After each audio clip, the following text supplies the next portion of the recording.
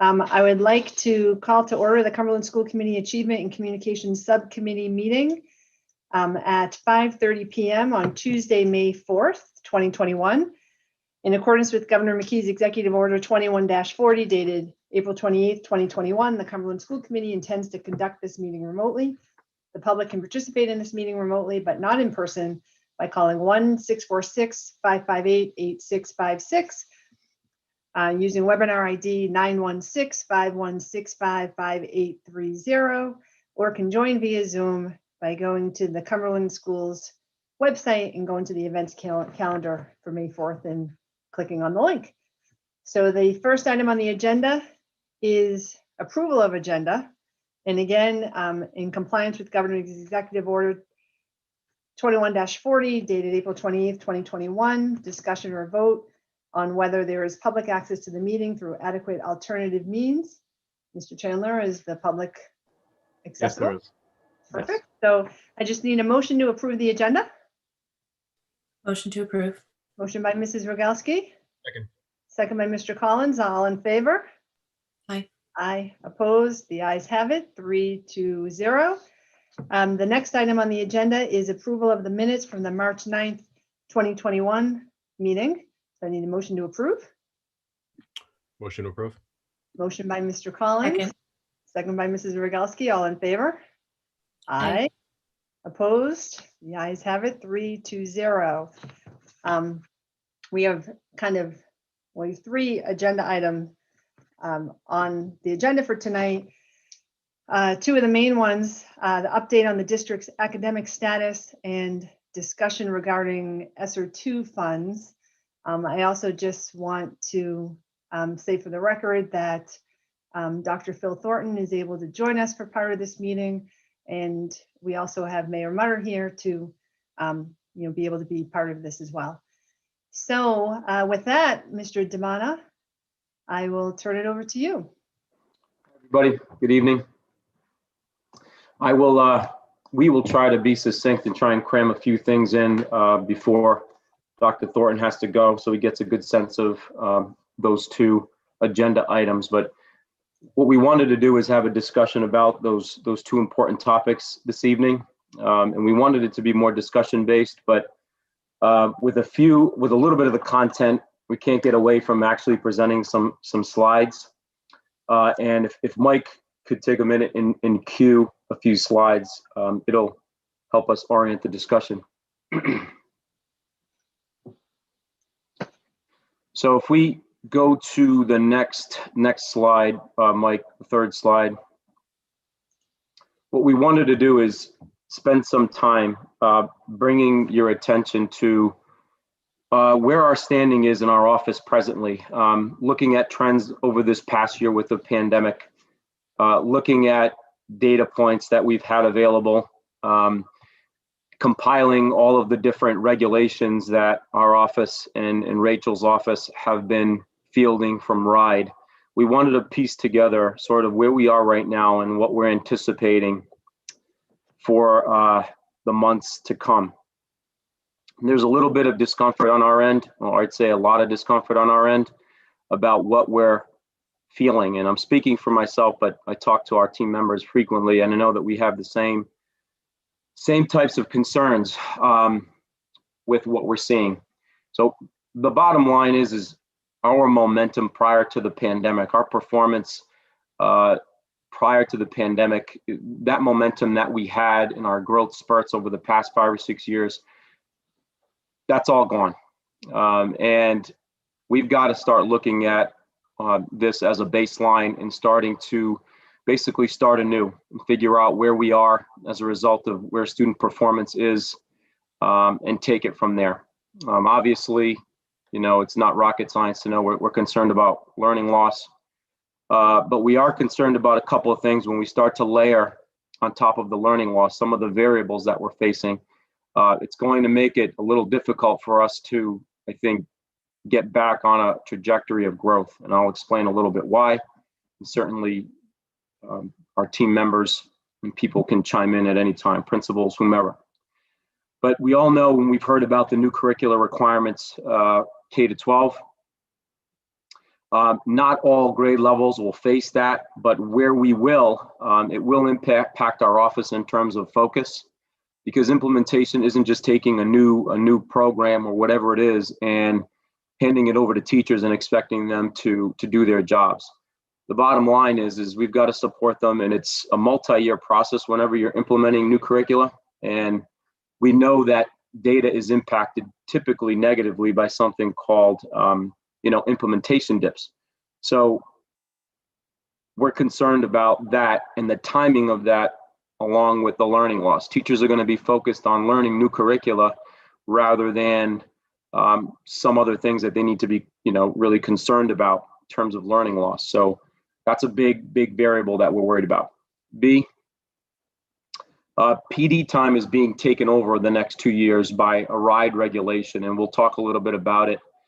Deb will talk about it, and as will Rachel. I'm sure they'll chime in about some of the PD, the reading PD that RIDE is regulating for us.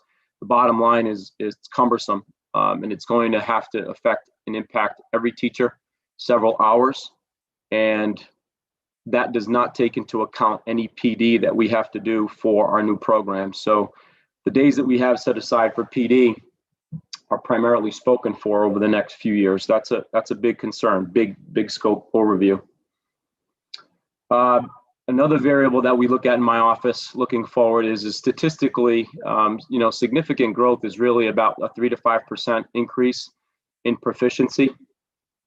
And I'll talk a little bit about what we saw over the past 5 years and what we're anticipating moving forward. But we are, based on some data that we crunched, we are anticipating about a 10% loss in ELA and math in Cumberland. And that's not a guess. It's more of a scientific guess. We look at numbers a variety of different ways. We look at every school, every grade level, trends, and we've looked at it from a few different angles. And I'll show you some of the ranges that we've predicted for Cumberland based on the latest data. Now, we don't have spring data, keep that in mind, and that could change some of our predictions. But if you do the math and you see 10% losses in ELA and math, it's going to take, under normal circumstances, without a pandemic, without learning loss, you're looking at 3% gains. It's going to take at least 3 to 4 years just to recover to get back to where we were, square one. That's a concern. That's worrisome.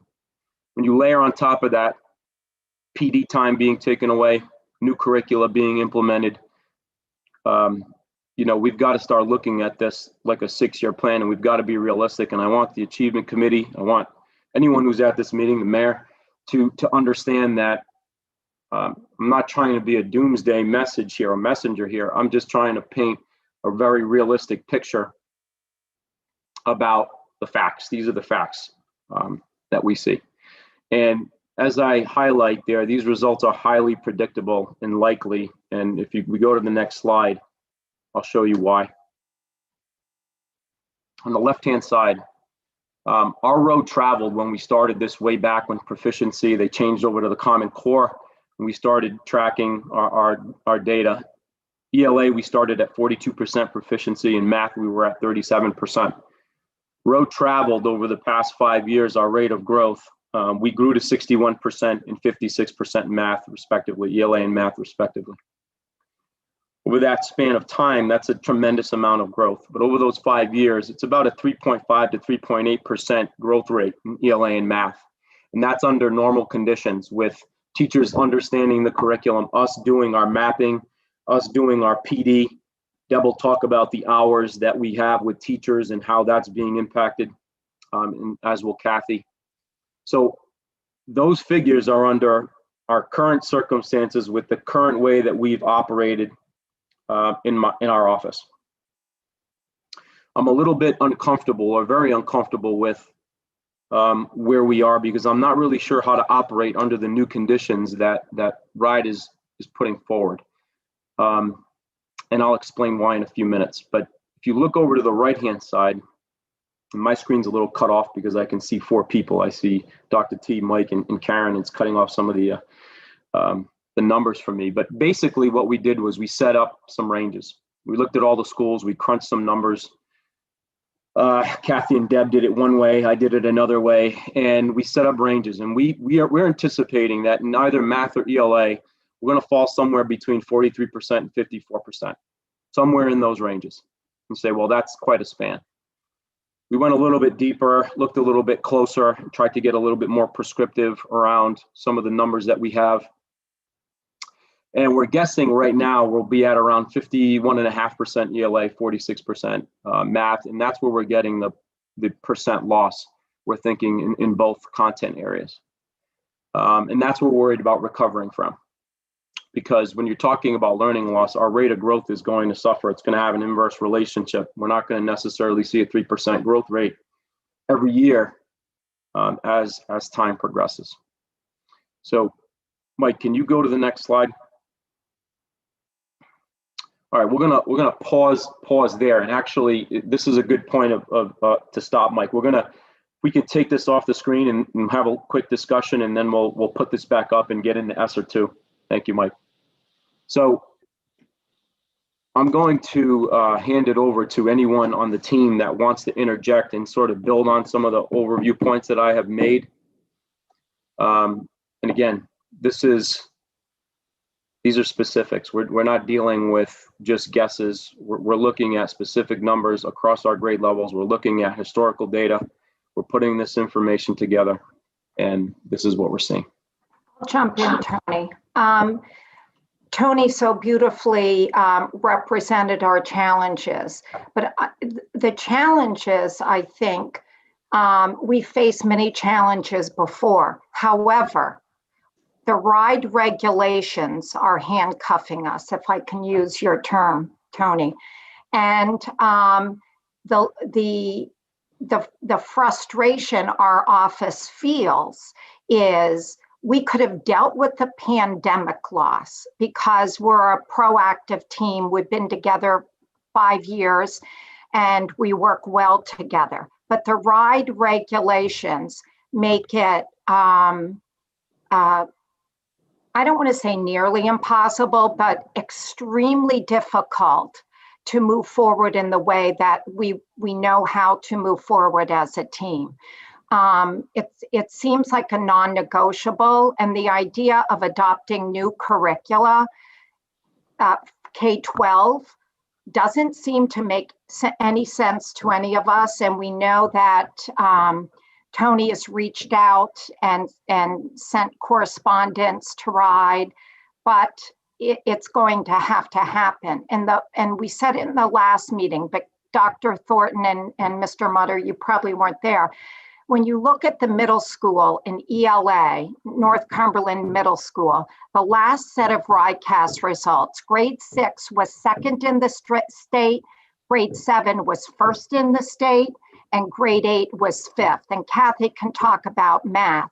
So to say that they need to shift curricula makes no sense if you're looking at outcomes.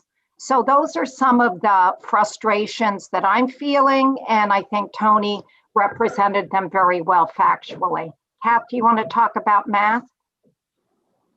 Sure. So the new curricula requirements are only going to affect us in grade 6 and up. Our elementary curriculum right now is considered highly effective by RIDE.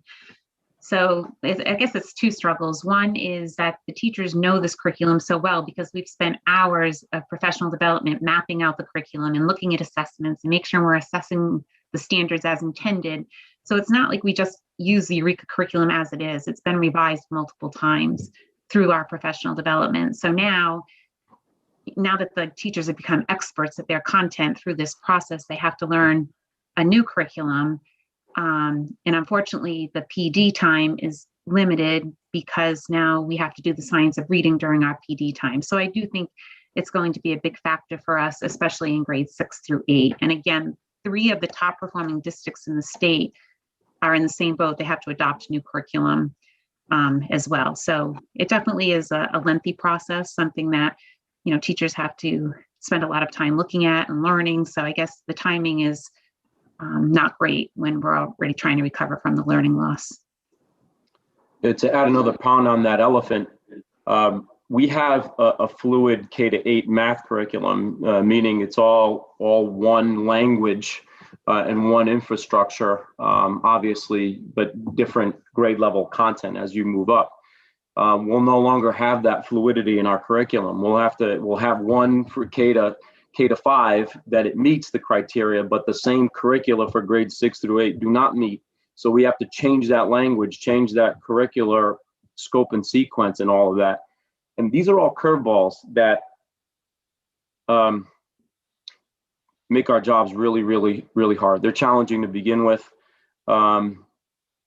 This sets us back. So when we talk about what a future achievement meeting is going to look like, I mean, all we're going to be doing is putting in regs. I mean, that's essentially what we're going to be doing. Every day we're going to be working with grade levels, figuring out what that new curricula looks like, how to implement it, get it in front of teachers. Not sure when we're going to run the PD because we've got to do a science of reading PD that I'll talk about with the ESOL funds and how expensive that is. And I know Rachel will chime in on that as well.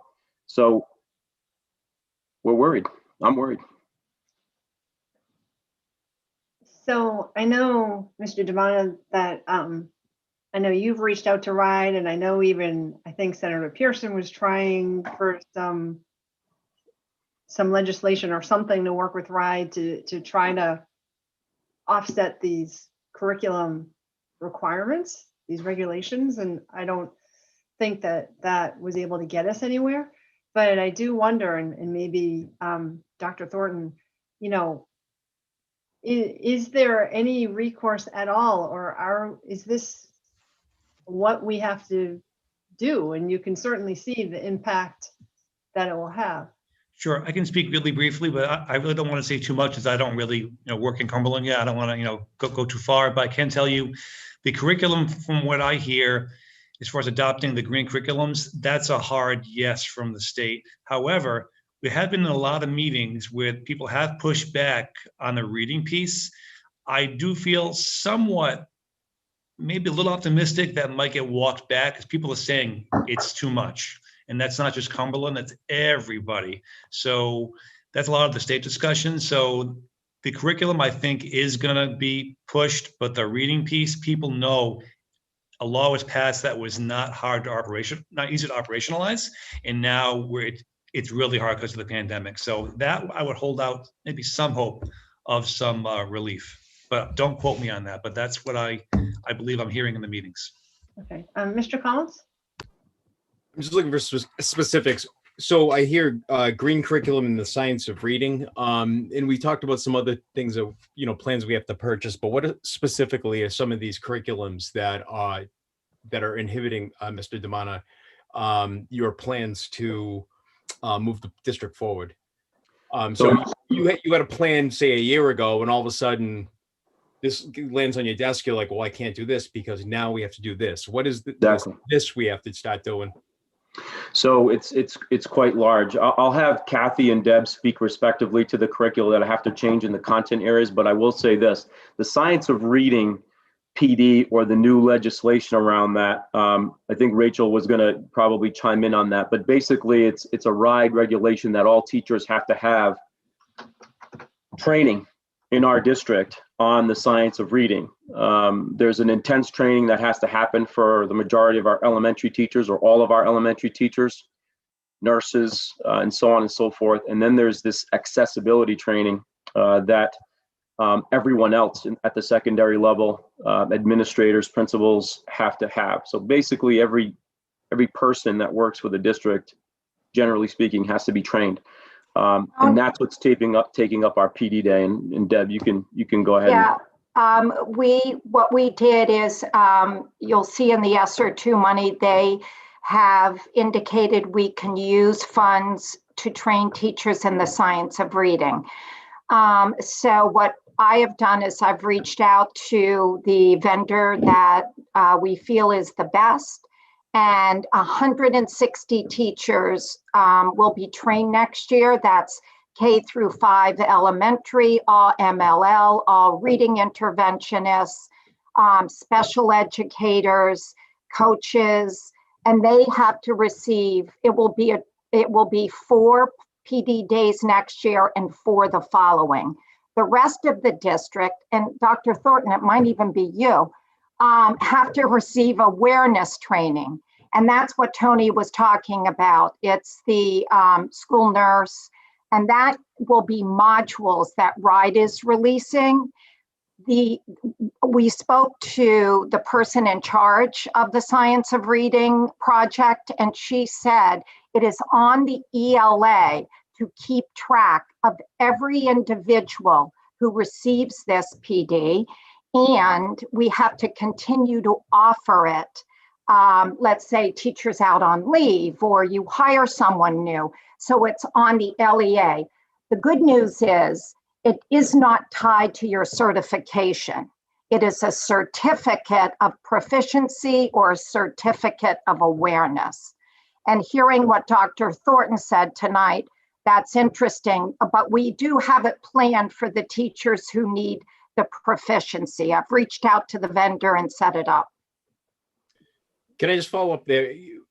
So if you're a reading specialist or a, I don't know, a 3rd grade classroom teacher who probably has many classes under their belt about the science of reading. I mean, I teach high school and I took a reading class. Would I be required, or would another person who's taken this at the? Yes.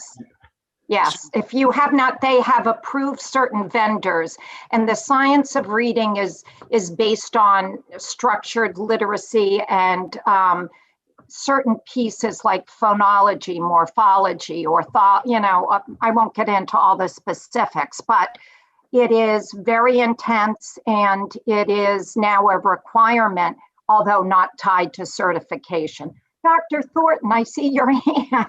I'm sorry. So you have an MS. You have an MS in reading or special education. You have to still take. Yes. I just left the training. I don't know.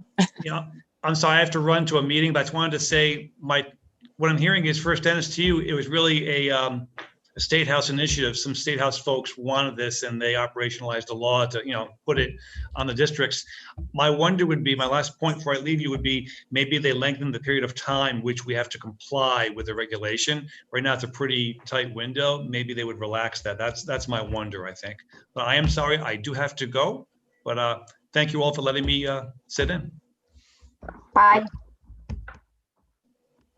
Mr. Collins, you had asked for a little bit more detail too. That's just one piece of it. You had asked for a little bit more information. So the high school is going to undergo a complete revamping in ELA and mathematics. We have to choose, implement, and PD ELA and math at the high school level. That's one major project. At the middle school level, we're talking ELA and math, 6, 7, and 8, a complete overhaul of our middle school curriculum. At the elementary level, we're talking about a shift in grades 3, 4, and 5 for ELA over a period of time. Math does not have to be touched. And in science, by 2025, is it, Kathy? Yep, 2025, we're talking about science. Sorry, I was muted. Science throughout the entire district. So you're talking about major curricular projects that have to be done, and lots of teachers that have to learn new curricula, new assessment systems. We were in the process of revamping our grading system. Then how does that line up with this new curricula? It creates a multitude of changes. And to go back to your original point, our plan, we had a system in place. Our system was, we look at our data, we improve upon the curriculum. The teachers are masters at the curriculum. We go deeper with it. Kathy, Shannon, Deb, Rachel, they work with the teachers, Lindy. We refine our practices. We go after the areas that are weaker. We build it up and we continue to grow. Or at least that was our trend. That was our system. So now they've put a kink in that. And now we're only talking about implementation and regulation, meeting requirements. So it's no longer our system. It's no longer what I'm comfortable working in, what we set up, what we've been designed to do for 5 years. So that's what brings me my discomfort. Santa? Yeah, I just left actually the RIDE training on the Right to Read Act that was at 4 o'clock this afternoon. And I did not hear them walking back from the due date. I suspect that may occur. It doesn't matter if you have a doctorate, you're required to take the class. And it's not just about reading. It's not about reading instruction. It's not the basic class that we all have taken. It's more about the brain and how the brain learns to read and things along those lines. It's almost over 100 hours of training. So there might be 8 PD days that our district have to use, but then there's time that the teachers are going to have to use also. And that's pretty much every training is structured that way. It's not just because we picked letters as our training. So it really doesn't matter. If you do have an extensive background in the science of reading or knowing those components, they are now allowing a proficiency test. And they did walk back. It was at one point required for certification, but now they did walk, as Deb said, they did walk that back, and it's now, it's going to be considered to be an endorsement. But most places won't allow you to work there eventually without that endorsement. They also are pushing on our secondary colleges, or colleges and other universities, to make sure that students are leaving the universities with this type of training. Dr. So- Sand, Yep. you mentioned endorsement. So Yeah. when I hear endorsement, you don't need it to get certified if you're already a teacher. But when you go to renew your license after 5 years, at least I had to get endorsements. So is Now, that, she said no. We spoke, You- asked her Right. specifically. because She I'm just said no. wondering about teachers not all of a sudden having the endorsement and then we have a staffing issue 5 years from now. No, that was originally how they had No. set it up. That was going to be required for certification, and then they backed that off and they took it off the website, and Deb did call and check because that was absolutely 100% there. And Mhm. then it disappeared. Because the first time I read the act, I don't know, I think I read it about a year ago or so, it said it right there. And I'm like, holy crap, we better get quickly. And it was going to be, I think 2024 certifications that was going to start, but they backed off of that. So it is extensive, it is intense. And what we've all kind of talked about is making sure, that's great, you know, the science of reading, that, you know, that is really important information and very helpful, but it's really about designing the interventions and spending the time and understanding what interventions work to provide the reading. My preference would have been that we spent more time on that component and less time do the reading, but maybe half the time, and then spend half the time on implementation. But I'm not RIDE. And one last thing, if you look at the law itself, it says that school districts can be cited if they don't provide the training, but we brought that to her attention, the woman in charge, and she said that was just a boilerplate, like from a state where districts can be put on blast, so to speak. So it's not the case for Rhode Island. Last quick point, think about our district. You know, we're going to get a batch of data, say come July or whenever, August, on our latest RICAST data. Be that what it may, you know, will it be valid? I'm not sure. You're going to have DL kids in there. It's going to be a mess. But the bottom line is how do we respond? The question, it's rhetorical. How do we respond to data when our office is going to be focused on, principals are going to be focused on implementing new curricula, yet we're at the same time have to be responding to data and gaps that we know exist. It'll make it, you know, a big challenge for us. Certainly an uphill battle. And by the way, in all of that, we had planned on doing a new social studies curriculum at the middle school as well, because we've been absent of social studies curriculum. So that's still a go, and that's interwoven into our plans. That is not a RIDE regulation. That's just our choice. So Mr. Devon, I know that money doesn't solve everything, but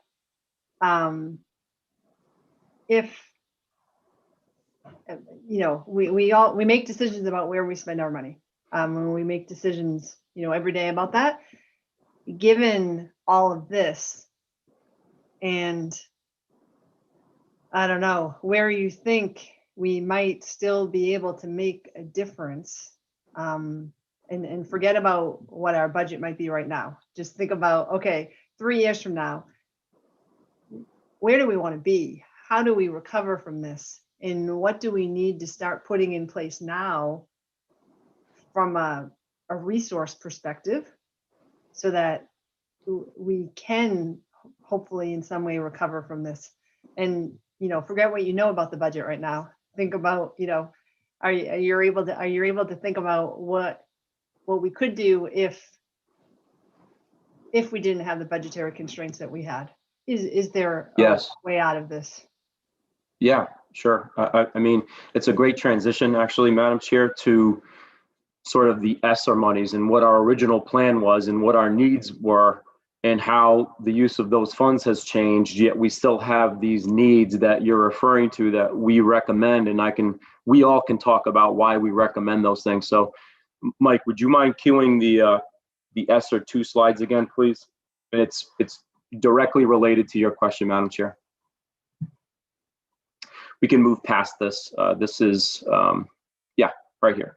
So if you remember a while back, we engaged in a conversation about how we were going to spend these ESSER 2 monies that we were receiving. We were probably too quick to the draw, absent real good information or solid information on how the money was going to be spent. And we had brainstormed as an office along with Rachel, based on data, based on the principal's needs, what we were seeing, we came up with this list of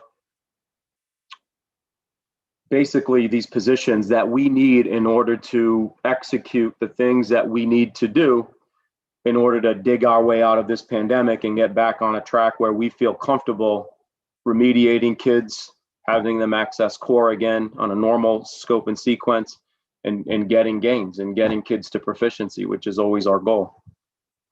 And having them do that with the appropriate mental health supports, right? Supporting them appropriately. So these positions, I would argue, and I kept them on this presentation on purpose, because these positions technically should still exist. And I'm going to tell you the importance of them, really, really quickly as it relates to what your question was, Mrs. Friedman. The 6 essentials positions in the top left-hand corner, that would complete our essentials model at the middle school level. A few years ago, before we had essentials courses, we were absent a true RTI process at the middle school level, secondary level. We were in breach of the BEP. We had no real infrastructure in place. Essentials allowed us to put in a tier 2 model for our middle school students in both schools. If we don't get an essentials teacher at every single grade level for ELA and math, it's a mission impossible, especially now with swelled numbers of kids who are struggling, right? You swell those numbers, it becomes cow herding. We're not really getting to the real meat of direct instruction with the kids, meeting their needs. It becomes a big problem. So those 6 positions creates a huge vacuum and hole at our middle schools to combat learning loss. You've got McCourt that needs an MLL teacher that did not make the general budget. They need that so they can have 1 at every grade level. Right now they have 2. The 3rd one would give them a service provider in grades 6, 7, and 8. MLL, very, very important. There's a huge emphasis on the state from that. You're talking about accountability, report card, major stuff there. We wanted to put in an MLL specialist at BF Norton. What we wanted to do was free up intervention slots for general ed kids who are struggling there and give the MLL students at BF Norton at the elementary level their own interventionist, where they would go and get their language, work during intervention. And again, it would have this sort of dual benefit. It would free up slots so L kids are not going to the interventionist or reading specialist there. It would free up slots for other kids, and the MLL specialist would take on all of the L kids every single day, going to intervention, receiving it from a special service provider.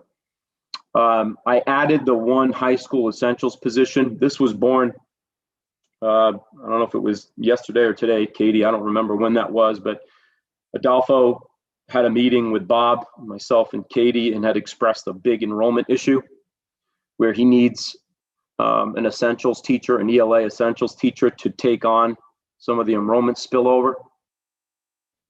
Bob asked me to add that to ESSA. Right now, that's the only position on this entire screen that would make or is in our ESSA plans. In the second column, you'll see Garvin, Ashton Community, Cumberland Hill, McCourt, and NCMS all have interventionist needs. based on their data, meaning kids who are struggling or have the most needs, they don't have enough service providers to service those kids based on our current information. So what those numbers would reflect would get those schools the numbers that they need, teachers that they need to service those kids. And as those numbers start to dwindle, these resources could be seen as something that could be phased out over time. Interventionist numbers should always match your data. You could argue, should we have at least one math and at least one ELA in every school under any condition? Yes, which is why McCourt and NCMS were highlighted there, because those 0.5s in ELA and math would have made them whole. Right now, they operate with half of a math person and half of an ELA person, interventionist at each building. Those positions would have made them whole. Dating back to my budget presentation, I said at bare minimum, that would at least give the middle schools those positions. I also want to just bring up something that keeps coming up. It seems to be coming up a lot in school committee meetings around hiring interventionists, and started way back and everything. And interventionists are an extremely critical part of the system in that they service, and Deb Rude was one of them on the reading end, they provide direct services to students who are really, really struggling to access core. They're not working with the kids who are at proficiency or nearing proficiency. They're working with the kids who are furthest away from accessing the core. So I just want to make sure that people understand that, because sometimes they equate interventionists with, our surge in proficiency. And while what they do is they get kids ready to access core from their grade level teachers so that they can achieve proficiency. But I just wanted to put that out there really quickly. And then obviously you see the mental health needs that we had originally had up in terms of our needs. So, Madam Chair, when you talk about a plan in place, our original plan, absent anything from RIDE, right, absent any regulation, if we would have added these positions under our current infrastructures, then Lindy would have started working with the MLL teachers, getting into the buildings, helping our MLL instruction across the district improve. Shannon would be working with Kathy. She'd be getting in, coaching math teachers, getting any new teachers up to speed, working on fourth grade. That's been a big problem for us in math. So those would have been our normal, right, things to operate on. We would have hit the ground running, add these jobs, and get at it right away. You add those variables into this, you add the fact that these jobs would only be around for a year, and there was some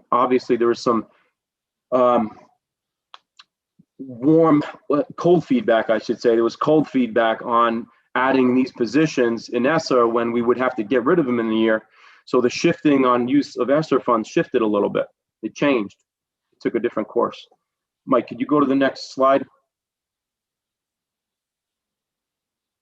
So the ESSER funds ended up falling into a few different buckets when we started to read the regulations.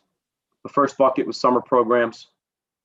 Second bucket, before and after school programs. And then it was PD, technology, mental health positions, those types of things that you saw. Interventionists, we could have added things that you saw on the previous slide. There were regulations around the percentages of monies that we had to spend for summer programs and some of these other things. So I want to get into the details of that on the next slide.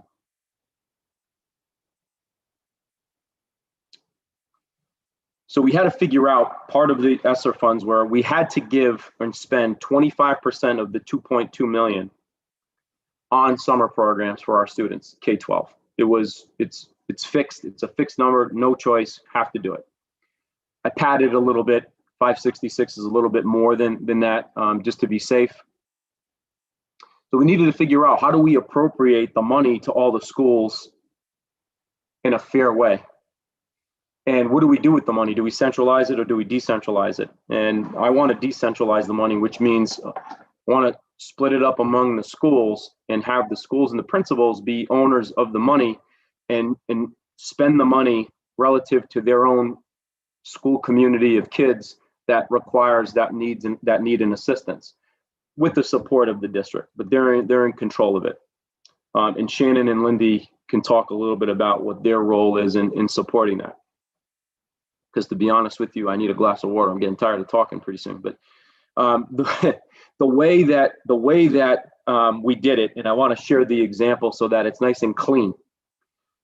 We figured out, we guesstimated that there's about 881 total at-risk students in the district, say, and that's separate and apart from the ESY kids. So those, the ESY students from special ed, those are in addition to these 881. We said, okay, at Ashton, we're guesstimating about 60 at-risk kids at Ashton of their total population, out of the total 881 that we're anticipating. Remember, we had to use some absolute number, so we had to use what we had available. It may change, it may shift, it may move by the spring, but right now that was our best guesstimate. It made up about 6% of the total at-risk students. So we took the 566 that we had to allocate, we multiplied that times the 6%, and we came up with Ashton's figure of $33,960 that they would get appropriated in ESSER funds to meet that criteria. Now, Nydia cannot spend less than that because it would throw off the 25%, right? In the federal grant, we'd be in breach of the federal grant. So if she spent $33,000 and didn't spend the 960 and decided, oh, I'm going to move the 960 to before and after school program, she can't do that. It has to be spent on the summer because it throws off the ratio for the entire district. I'm going to pause there for a second. Does anyone have any questions about how we figured out the appropriations? And I'm going to show you all the appropriations for all the schools. No questions? Okay. Mike, can you go to the next slide, please? So this slide is every school and all of their appropriations. If you go to the column, the middle column that's highlighted in a different color, that's the total allocation per school that they're getting when you combine summer money and before and after school money. All right, Tony, so how did you guys figure out what they were getting for before and after school? Because that's beyond the 25%.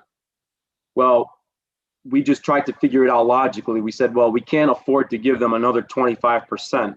So what percent would we use? I took the 25, split it in half, allocated an additional 12.5% of their original allocation, added that to the summer money as before and after school monies, which gave them the total. So they got an additional 12.5%. I just cut that number in half and said that that's a reasonable figure, we think, for the schools, and that's how we allocated. And as you can see, the high school stands to gain a lot of money to spend. Every school has a lot of money to spend, and it's all relative to their population, so we feel it's fair. Now, yeah, go ahead. Does the before after school, are there regulations or requirements around how much you're spending? Is that the 283, or because the 566 for the summer, the 25% of your total amount you must spend on summer programs, right? Yep. Is there a certain percentage that you must spend on before and after? No, and I'll get to the percentages of the must-dos in a second. We have a slide on that as well. We just needed to figure out, we knew that they had to use money for before and after school. It's part of it. We've gotten emails on it. They didn't say X percentage. And we had to figure out, well, how much do they get? How much is fair? I don't know, another 10%. I just split the difference and just said, hey, let's give them 12.5%. And it's a total of 37.5% of the monies that we're receiving is being allocated to the schools in a decentralized way for any program that they want to run over the next 3 years for summer, before and after school. And remember, they have 3 years to spend it. All right. And there's a whole slew of things that they have to do for our office before we even get into the grant, the federal grant, and enter this stuff in. There's a lot of work to be done. The percent of the 25% is that column just represents the percent of actual monies related to the at-risk population that they have. So if they're getting 12% of the 25%, it means that they own 12% of the at-risk population. That's what that represents. And then the numbers all the way to the right are the estimated total number of students who may be at risk and the percent of their own population at risk. So the high school would be estimating about 15% of their population total at risk, 225 kids. Is that clear? I can't see everybody, so. Yeah, okay. Yeah. All right, so Mike, could you cue the next slide? Shannon and Linda, you're gonna have to throw me a bone sooner or later. You're gonna have to jump in here. So this slide isn't the regulations yet. We're not getting to the regulations. I want to show you where the monies are slotted to go. And obviously none of this is in stone. So if we start at the top with summer school, you see the 566, 25% of the ESER 2 money. The next slide, the next line, excuse me, you're talking about an additional 283,000 more to run those programs. The next line, $300,000. You heard Deb and Rachel talk about the science of reading, PD. It's extremely expensive, mandated. I have no idea we would get the $300,000 to do the PD if we didn't have this money. So here's where it goes. Goes here. I'll let Rachel talk about the $77,000 line. Rach, you there? So just to confirm also that you absolutely can use ESER 2 money to pay for the science of reading. They did bring that up today. Yep. So one of the things, many of you may know that we are a PBS modeled school from pre-K all the way through high school, which is actually pretty rare to have the entire district running a PBS model. The problem with how we look at data right now is it's always reactive. It is as a result of someone referring the child, either because they're having difficulty in the classroom, or we're looking at Swiss data, which is data that kind of indicates what times of the day are we having more problems, but that's all based on office referrals. So office referrals is after something has occurred. So I've been looking for a long time, probably about 2 years, for something that was a little more proactive. You can imagine with funds out there, every single vendor on the face of the earth is sending us emails constantly all day long. And most of them I can ignore. I know the company, they're just creating this to make money. No, this is not what we're looking for. But this particular product caught my eye, and I've had several demos and multiple conversations, not only with the vendor, but also with some of our PBIS staff and our mental health support.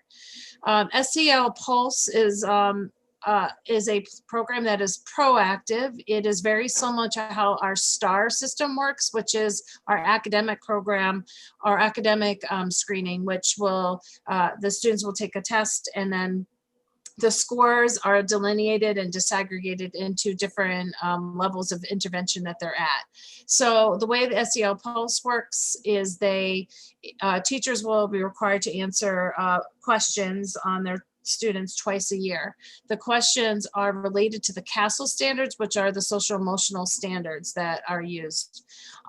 They answer the questions. If there is an area of concern that gets flagged, they're asked more diagnostic questions, all electronically. If the student can read, so we're suspecting about 3rd grade and up, the student also answers these questions. The data gets disaggregated, and we get a tiered system very similar to STAR, stating where whether or not there was a discrepancy between what the student and the teacher said, or just based on what the teacher said, depending on the age of the child. And then it will tell us what level of intervention the Pulse program is recommending, whether it's a tier 1, tier 2, or tier 3. On top of that, it also provides some already pre-done interventions. Does not preclude us from using our own, which we would, because we use things like zones of regulation and some other components, check and connects and things like that. And they have those as options, but they also have additional video materials that students, especially older students, middle school and high school students, can watch, answer a couple of questions regarding reflection of themselves, depending on what standard it's sitting. This price tag is actually for the life of the grant. So this is not a 1 year only thing. This is something that we can be doing for multiple years and build on. I don't think we would be implementing everything all at once, because there will be a capacity issue, because we do not have enough mental health support staff, as well as a lot of this can be done by teachers too. It's not all just mental health, but if they were going to that tier 2 or tier 3, then we'd want to be looking at our other folks in the building to help support kids, just similarly how we approach academics. So I'm highly recommending this particular product. It is used actually in the UK in 30% of the schools. They now starting to have an American market. I found the materials to be really high quality, and not a lot of the SEL products can be very condescending and sort of like baby and corny. I think corny is the word I'm looking for. And these weren't like that. So I highly recommend that we approach this to do a more proactive approach with identifying students with more emotional and issues, because again, referrals will get the overt behavior, but we're not going to get as much of the kids who are internalizing. And I'll be frank, some teachers don't want to go to target team, which is how we identify tiers, because they know there's going to be work to be done afterwards. So it's not really a fair representation. That's only a few teachers, but it's not a fair representation of the actual need. Thanks, Rach. Yep. PD for SRSD, that's a continuation of our professional development that we've been doing and writing with Dr. Laud over the past 6-7 years. We wanted to allocate some monies toward continuing back to some sort of normalcy and familiarity with what we normally do. When you see $0 allocated for positions, there's a star there where the essentials position that Bob asked me to kind of sneak in there. And without that job, all of the line items above leaves, or we spend about $1 million, it leaves about $1 million unspent in funds. If we add that $85,000 position, you're looking at about $921,000 of unspent funds. We recently had a meeting, central office meeting. We've been talking a lot about it in my office too, about the opportunity to add interactive boards for all of our teachers in the district. You've seen them in T319 if you've been in there recently. There's Mike prefers that we use the word interactive boards. Some of you have heard the term Promethean boards, but it refers to a specific brand. And we talked about the benefit of this particular tool and how it could arm teachers in their practice and their pedagogy. It's interactive, kids can interact with it. It makes teachers' jobs a whole heck of a lot easier. We are in the 21st century. It's a shame that they had to work off of Chromebooks through this past year. There perhaps some money's in there to replace some Elmos and some other equipment that Mike deems necessary for the teachers. The question that we ask ourselves is in the absence of this $1 million, we'd never be able to, under any normal circumstances, allocate $1 million toward getting these in classrooms under normal conditions, right? I mean, that's a huge chunk of money. But if we have the money and it's one-time money, why not spend the money and arm these teachers after this difficult year with some pretty intuitive technology that allows them to do their jobs better, that makes their life a little bit easier and could perhaps ratchet up the engagement in their classrooms that we're concerned about as well. Bob is in support of it. The team is in support of it. Mike seemed to be in support of it as well. Mike, do you want to chime in about this at all? I don't mean to put you on the spot, but yeah, part of these have been, somewhat in the works for the last couple of years. It's a perfect opportunity now with coming off of COVID and giving them some of the tools that they're really going to need to use, as well as we'll be in the midst of doing the elementary schools over and some work in the middle and high school. And, devices, we usually try to get 5 to 8 years out of things. And, we've been having devices that have been failing for a while, and this looks like it'd be a perfect opportunity for this one-time expenditure. Thanks, Mike. So one more, if we go to the next slide, Mike, it'll get to the sort of what we have to spend and where we got to put the money. So it'll kind of like bring this thing full circle for everybody. So as we've said, we'll repeat it again, 25% of the money's regulation for the schools, 12.5% funds to the schools for before and after school activities. And remember, principals don't get a whole heck of a lot of discretionary funds to do anything with.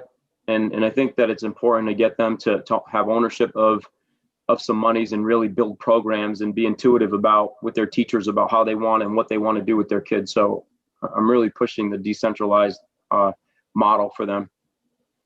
The next part of the regulation is that you have to spend 50% of the money on what they call acceleration activities, and they break those down into different things, different categories.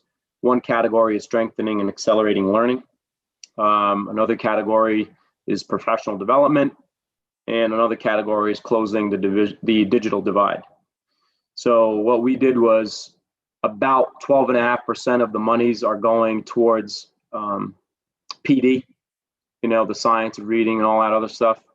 And then we meet the technology requirement well beyond the 50, with the 50%. So if we spend $1 million of the, 1.2 or whatever it is, just that alone, we help meet the requirement. So that's where the monies are going. If you add up, where we're putting the monies, it exhausts all of the funds, generally speaking.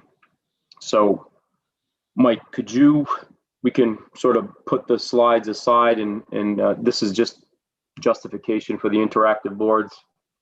But remember, the original intent of this was to have an open discussion. Nothing is etched in stone. The principals have been briefed on their monies that they would be receiving, because that is a fixed variable. Tomorrow, we were going to get together after Bob's meeting and start to brainstorm about where the principals are in their thinking around summer programs and their ability to actually pull them off this summer. Shannon and Lindy, who work primarily with our tier 3 data, our interventionists, they're going to play liaison and support principals in that process and help them organize and be a part of that. And I'm going to pause there and allow people to share their opinions and really have a discussion around what they've heard tonight and what their thoughts are around it. Principals included. I know the principals are on the line, so please feel free to chime in. Rachel? I just wanted to piggyback on the technology component. Tony and I actually discussed today about adding some technology tools, assistive technology tools for our students with more severe disabilities to be able to access technology better. So it would also be part of that technology 50%. So that's. And so then, Tony, of the 22 positions that were originally in your plan, one remains. Keep in mind, yes, keep in mind that the high school curriculum coordinator is out. All of the MLL positions are out. All the interventionists are out. The high school guidance, I don't know if that made the general budget or not, but it went back and forth when Alex and I were talking about it, whether it would go in ESSER or make the general budget. I don't remember if it's in the general budget or not, but if it's not, then that position is out. As far as I know, nothing really made the cut in the general budget that was passed in terms of positions. So in knowing that we're getting that third batch of money, that ESSER 3 money, it would buy us some time with the budget process sort of manifesting itself for us to have discussions around, okay, we get this other $2 million and we can use it for positions or whatever it's going to be, however much it's going to be. Let's have some serious conversations about the sustainability of those positions and how it could impact us here. So, it's a tactic to sort of buy us some time and have some more conversations around our commitment to that. Do we want to make a commitment to that? Is it a smart one? Is it a smart one to add 21 jobs and then have to get rid of them after a year? I don't really think so, because we can't create systems around that. We can't depend upon it. We can't put in 6 essentials jobs, complete the model, and then face cutting those jobs, and it throws our systems off. So this is real tedious, meticulous, tight balance territory we're in. And I think it requires discussions like this, open discussions with more opinions than it just being Tony throwing 21 positions in and then and having no plan around it. And it's not just me. This is a lot of people are invested in this. And we need the jobs. I'm concerned about the MLL positions. I'm concerned about we talk about mental health all the time. Didn't make the cut. Rachel needs a speech pathologist. Everybody has needs. How do you give to one school? That's another thing we haven't talked about. Oh, I'm sorry, Nydia. Your school isn't as important. So you're not going to get an interventionist. We're going to add 6 jobs, but your school is out. And we're going to prioritize the at-risk kids at community over you or whatever. I'm just using those schools as an example. Who loses, who wins? who gets? The plan was for everybody to get a little something, right, to help them in a perfect world. If we start deciding who gets the resources over other schools in a pandemic, when all of them have needs and all of those kids have needs, when you look at it through that lens, how do you decide? The numbers don't lie. We've showed you the numbers of at-risk kids, right? Rachel? And so when I was asked to what I thought we needed for mental health, that's just what we probably should have had. That wasn't, my intention was not for us using ESSER money. It's what we should have had for years and years and years. And actually we should have more than that, but I was going with what I thought would be a reasonable amount of positions based on the number of students we have, based on the schools and the populations we have. It is not my recommendation to use ESSER money for these positions. I'm probably one of the only central office workers or central leadership that actually lived through ARA when we had the ARA funds back in, I don't know, 10 years ago, I don't remember now, 2008, 2007. And what happened with that is people got all excited and we hired a lot of positions, and within a year and a half, they had to be cut. And what happens is that we rely on those positions, right? We use everybody in a school. There's no person sitting around eating bonbons in a school, especially not in Cumberland. Every single position is completely used 100%, and probably more than many folks should be working, okay? And then you get a position and you rely on them. They become part of the team. They take off some of the burden, and then you take it away a year or two later. It is really not the best way. In fact, before we even knew what amount we got, I had gone to Bob probably a month and a half ago and said, listen, when we get these ESSER funds, please, please, please, whatever you do, don't put positions in. Beyond maybe one or two that you can possibly continue on after this money is gone. So that's my plea, because it's really horrible to fire that many people or fire people that you need. It's better not to have them to begin with. Part of this too is I think I speak for all of the administrators, everybody in our district. We're all taking this really, really seriously. Like, this year has been tough. We all want our kids to achieve. We take this seriously. It's our town, it's our school district. We want our kids to do well. We want to give them what they need. And whatever hand we're dealt, we'll do the best we can with what we're dealt. We'll work hard with what we have, because that's what we do in Cumberland. But I just want to alert you all, when we talk about trajectory and growth, that we have a realistic perspective on it. For 6 years, we believed we could move the district, and we believed we could do more, and we knew we had the pieces in place to do so. We knew we had the right system in place. When you've had these variables, it's certainly a curveball for fastball hitters, and I'm not sure what we're going to do. I remember, Mr. Devani, you saying when we shared the 2019 broadcast results, you said we rise as expected. Like, we rose as expected. We planned for that. And, in tonight, you pretty much said, well, what's the opposite of rise? We'll fall as predicted. We'll fall as expected is what It's really math, Madam Chair. It's math. It is predictable, because we can look at the number of students. If you pay close enough attention to the data, and you look at the ranges, data doesn't spike. You don't go from 80% proficient to 20, right? It falls within a range. And falling 10% is a huge fall for a district like ourselves. We can't afford that, and we certainly cannot afford it absent resources and personnel to help us dig out of it. Mr. Collins? So when you anticipate, you're talking about rising, but when you anticipate, when we rise, the district rises, that's in relation, well, it's against ourselves, but also we're evaluated against the rest of the state. So if we were to regress 10% as you anticipate, as a result of the pandemic, that's what, approximately 440 students who are no longer proficient in math and ELA. But on the other hand, we're also evaluating against the rest of the state. Now, in your conversations with other superintendents and assistant superintendents and curriculum coordinators, is that 10% regression consistent with other districts of our demographic? Is it worse? Is it, because I'm thinking, 10% is, 10% is bad because we have 440 some odd kids who are not meeting. But from a district statewide point of view, if everybody else is dipping 25%, then, at least if there's something good to come out of what we're doing now through this pandemic, we have helped stave off regression maybe better than other districts.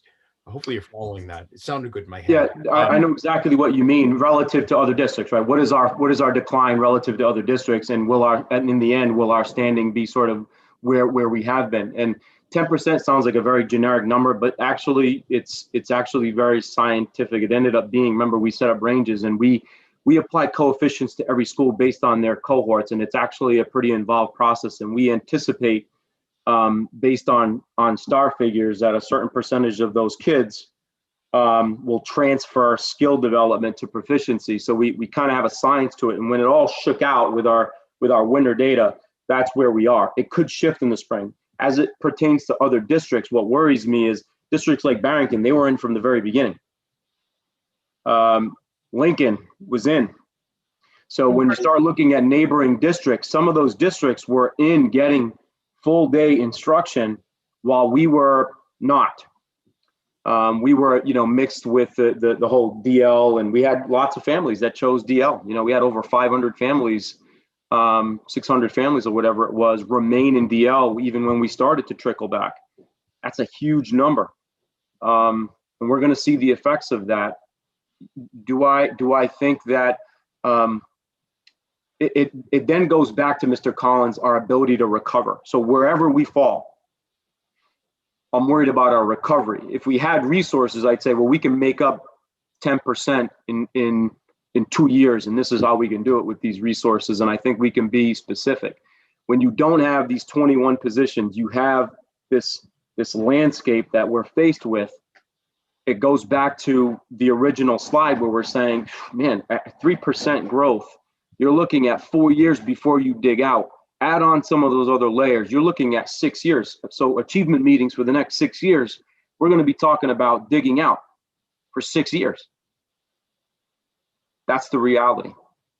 And how do we accelerate that trajectory? There's only, a few variables: frequency, intensity, quality of instruction.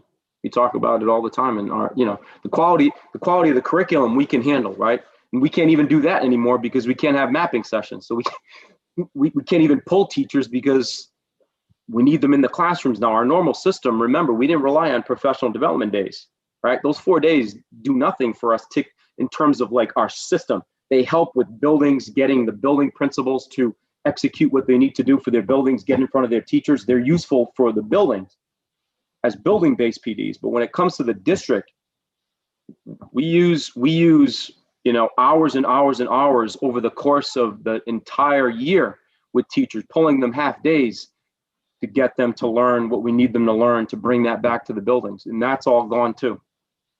So I'm afraid of our recovery time relative to the other districts as well. It's a somber thing. I mean, we're optimistic. I mean, we've been optimistic for a while, but we take a mathematical approach to this, and we want it. It'd be worse to sit here and say and sell you like this optimism, and yeah, we're gonna do the best with what we have. That I can guarantee you. However, it's sobering. It is. I know that policy is up next, and I know we've gone over time. I think, certainly we can't solve this problem tonight, but understanding where we are and understanding one, where we want to be, and two, where we might be, I think is really important. And trying to figure out how could we possibly get to where we want to be is our challenge, certainly as a district. If anyone wants to email me or continue this conversation or have, sidebars about this in relation to the positions, how it could impact the general budget, how it could impact ESER 3, I think we need to keep that conversation alive. It needs to be a living conversation. So if you all want to meet, talk to me during the day, call our office. We're available at any time, and that's to anyone here. Okay. Any other comments or questions before we just go to our next topic of future topics?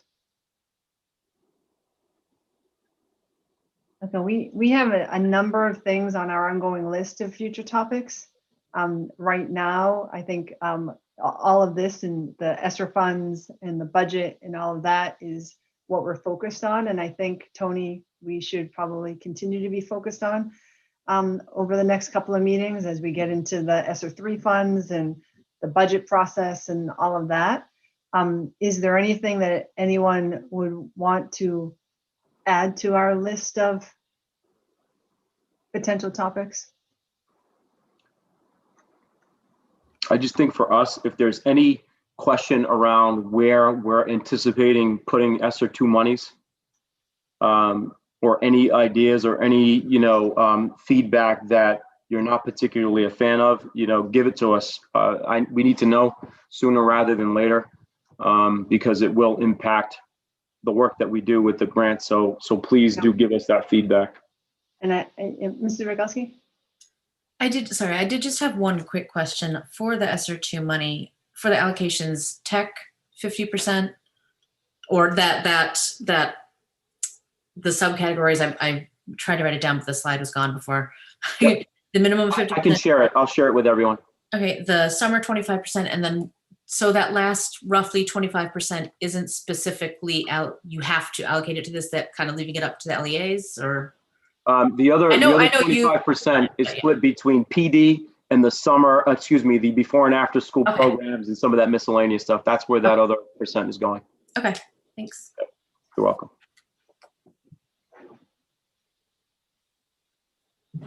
Okay.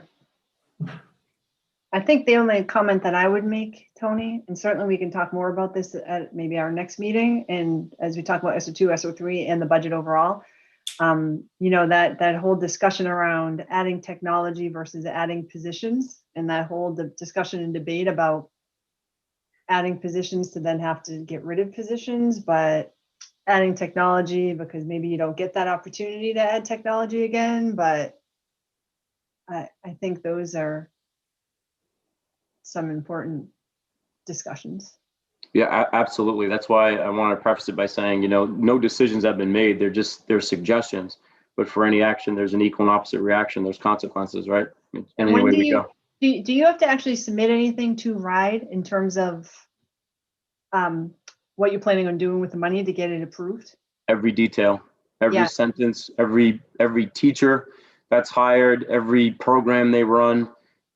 We've had tomorrow's meeting with the principals. We're giving them some forms that they have to fill out, and they have planning to do. And our work in our office doesn't start until they've actually planned out how they're going to use that money over the next 3 years. So they've got a lot of work to do. And then we have to, anytime you're talking about federal grant monies, everything has to be transparent and out there. How are you spending every dime? And it has to be to the penny. And so summer programs were going to be run this summer. What are your deadlines for submitting that stuff to RIDE to get it approved? We have a very quick turnaround. It's extremely quick. Okay. This is a sobering discussion. I'm sorry, but it's just reality, unfortunately. But I think, you did a really good job of laying it all out there for us to better understand the details of it. So thank you for putting all that together. No worries. Thank you. It's important next- stuff. The next item on the agenda is public comments. If you are a member of the public and you want to speak, you can raise your virtual hand, unmute yourself, and Mr. Chandler will find you. Ted Vecchio. Okay, Ted? Hey, Ted Take your Vecchio, name and your address. Good job. You got it. 584 Bound Road, Woonsocket, Rhode Island. I just had a quick question. I apologize. I was in and out of the meeting, so you may have covered it, but the ESOL money, the state ride or whatever offset the funding formula aid that Cumberland was going to get. Is there any chance that they're going to decide to start to offset the ESSA 2 and 3 funds? Because it seems like they're setting this up they're setting it up so you have a bunch of one-time expenses and they're going to grant you use of these funds. And it just seems like it's a big setup. Like they're telling you how to spend the money before you even get it. Would you like me to attempt to respond, Mrs. Friedman? Sure.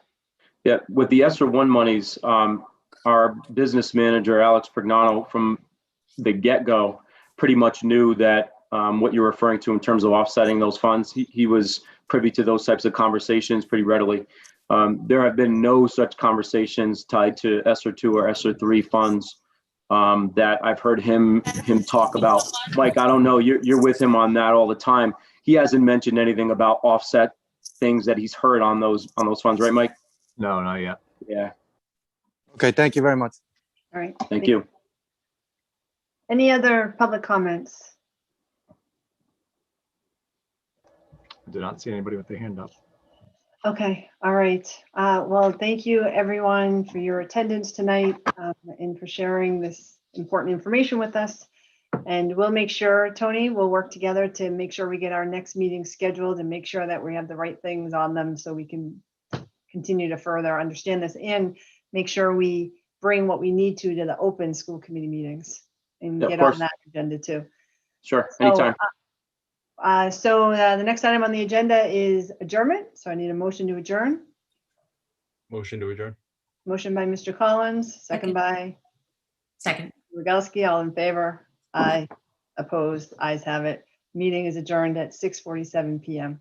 Thank you, everyone. Thank you, everyone. Have a good night. Thanks, Tony.